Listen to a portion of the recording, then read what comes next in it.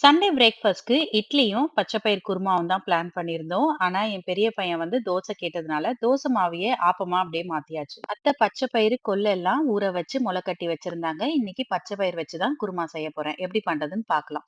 ஒரு மிக்ஸி ஜார்ல தேங்காய், கொஞ்சம் பொட்டுக்கடலை, ஒரு 10 போல முந்திரி, சோம்பு, 2 ஏலக்காய், 1 கிராம்பு இதெல்லாம் மிக்ஸில நல்லா ஃபைனா அரைச்சு வச்சுக்கோங்க. ஒரு குக்கர்ல கொஞ்சமா எண்ணெய் ஊத்தி, ஹோல் ஸ்பைசஸ் எல்லாத்தையும் போட்டுக்கோங்க. கொஞ்சமா சோம்பும் போட்டு தாளிச்சுக்கோங்க. இது கூடவே நான் 2 வெங்காயம், 1 தக்காளியும் வதக்கிக்கிறேன். இது கூடவே 1 ஸ்பூன் இஞ்சி பூண்டு பேஸ்ட் போட்டு நல்லா வதக்கிக்கோங்க. நல்லா வதங்குன உடனே உப்பு, 1/4 ஸ்பூன் கரம் மசாலா, 1 ஸ்பூன் குழம்பு மிளகாய் தூள், இது கூடவே அந்த பச்சை பயிரையும் ஆட் பண்ணிட்டு, 2 டம்ளர் தண்ணி ஊத்தி 3 விசில் போட்டு எடுத்துக்கோங்க. பிரஷர் நல்லா இறங்குன உடனே இந்த தேங்காய் அரைச்சு வச்ச பேஸ்ட்ட இது கூட சேர்த்துக்கலாம். ஆப்பம் பிளான் பண்ணதுனால தேங்காய் பாலும் அத்தை அரைச்சு வச்சுட்டாங்க. ஒரு ஆப்பத்துக்கு தேங்காய் பாலும், ஒரு ஆப்பத்துக்கு பச்சை பயிர் குருமாவும் வச்சு பிரேக்ஃபாஸ்ட் சூப்பரா முடிச்சாச்சு.